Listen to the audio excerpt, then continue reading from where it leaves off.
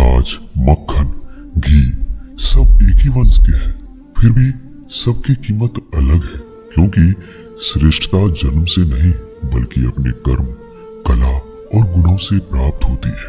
सब कुछ सीखना ही ज्ञान नहीं है, कुछ बातों को नजरअंदाज करना भी ज्ञान है। तुम बस सब्र करो, भगवान पर भरोसा करो, वो चमत्कार भी होगा जिसका तुम्हें इंतजार है। चिंता मत करो, एक दिन भगवान तुम्हें सारी खोई हुई मुस्कुराहटें लौटा देंगे और फिर तुम पहले की तरह मुस्कुराओगे। विश्वास रखिए, अगर आप किसी के लिए निस्वार्थ कुछ अच्छा करोगे तो कहीं न कहीं आपके लिए कुछ बहुत अच्छा जरूर हो रहा होगा। लोग टीचर उछाले तो परवाह ना करो, इंसान केवल वही दे सकता है जो उसके पास होता है, बिना किसी शिकायत और निंदा के। सिर्फ एक दिन बिताकर देखो, शांति और खुशी नहीं ढूंढनी पड़ेगी। लोगों को इस बात से कोई फर्क नहीं पड़ता कि आप खुश हो या नहीं, उन्हें तो बस फर्क इस बात से पड़ता है कि आप उन्हें खुश रखते हो या नहीं। कुछ रास्तों पर अकेले ही चलना पड़ता है, ना दोस्त ना परिवार, बस आप और आपकी हिम्मत। कभी थक कर लोग वैसे ही बन जाते हैं जैसा होने का दुनिया उन पर इल्जाम लगाती है। पागल होना भी जरूरी है, जिंदगी में समझदार लोग कहाँ खुलकर हंसते हैं। हमारे लिए कोई भी व्यक्ति कितना भी सुंदर या आकर्षित क्यों ना हो, लेकिन जीवन में आने के बाद मनुष्य हट जाता है। इसलिए कभी किसी को बार बार देखने को मन तरसता था, आज उसे देखने का मन नहीं करता है।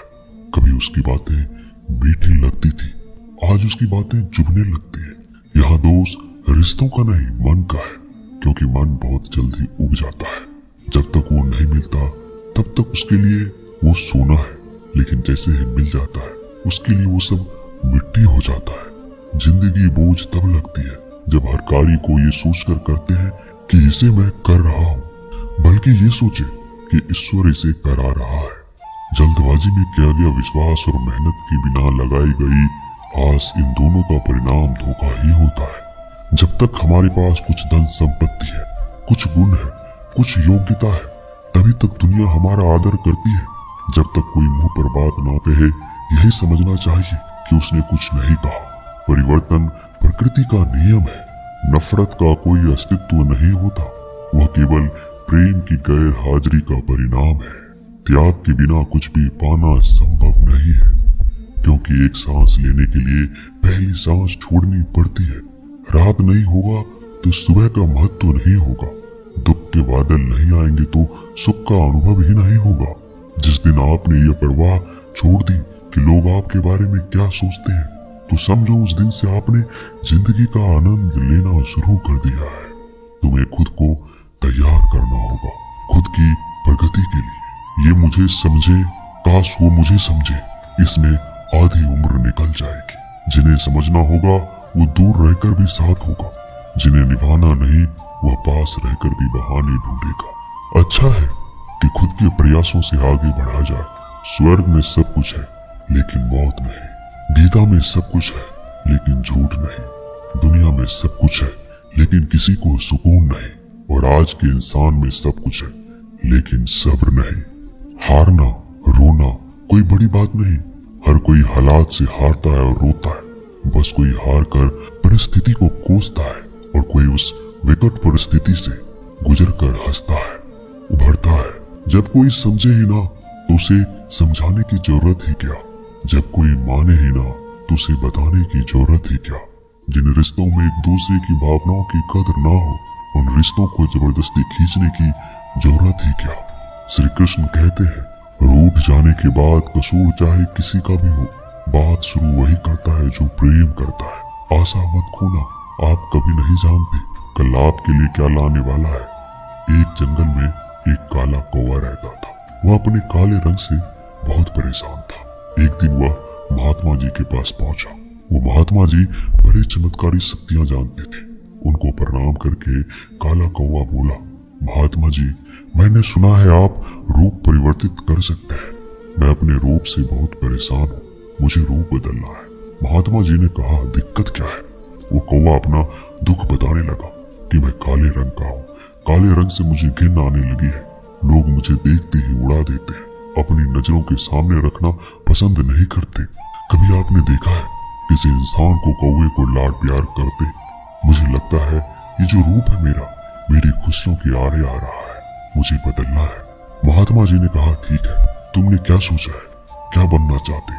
कौवे ने कहा, मुझे हंस बनना है। महात्मा जी ने कहा, बस इतनी सी बात, अभी बना देता हूँ, लेकिन हंस बनने से पहले तुमसे कहूंगा कि एक बार हंस से जाकर मिल लो और पूछ लो क्या वो अपने जीवन से खुश है या नहीं। कौवे ने कहा, बात तो सही है। कौवा उड़ता हुआ हंस के पास पहुंच गया और जाकर पूछा, मेरे मित्र, मैंने सुना है आप बहुत खुश हैं, आपके पास सफेद रंग है।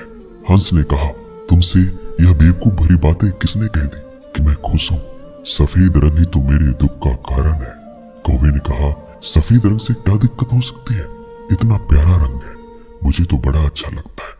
हंस ने कहा, तुमने देखा है जब लोग मर जाते हैं, अर्थी उठाए जाते हैं तो अर्थी पर सफेद चादर ढकी होती है, ये भी कोई रंग है सफेद? मैं बड़ा परेशान हूँ, मुझे मौका मिले तो मैं अपना रूप बदल लूं। कौवे ने कहा, आप भी रूप बदलना चाहते हैं तो चलो एक महात्मा जी के पास, वैसे तो किसी का भी रूप बदल देते हैं, वैसे आप क्या बनना चाहते हैं? हंस ने कहा, मैं तोता बनना चाहता हूँ, क्योंकि तोते का शरीर कई रंगों से बना होता है। उसके बाद कौवा और हंस महात्मा जी के पास कहने लगे, हमें तोता बना दो। महात्मा जी ने कहा, ठीक है, मैं तुम दोनों को तोता बना देता हूँ, लेकिन पहले तोते से मिलकर आओ, क्या वो अपने जीवन से खुश है? दोनों तोते के पास गए, उसकी तारीफ करने लगे। तोता, तुम तो बड़े खुश रहते हो, बहुत से लोग तुम्हारी प्रशंसा करते हैं। तोते ने बहुत ही उदास होकर कहा, मैं अपने जीवन से खुश नहीं हूँ, हरा रंग देखो कितनी दिक्कत देता है, मैं खुश नहीं रहता। मेरे इस रूप की वजह से मुझे लोग पकड़ कर ले जाते हैं और अपने घरों में पिंजरों में कैद कर देते हैं, फिर बुलवाते हैं। मैं तो परेशान हो गया हूँ, लोगों ने मुझे अपने मनोरंजन का साधन बना लिया है, मुझे मौका मिले तो मैं रूप बदल लूं। ये दोनों एक दूसरे को देखने लगे।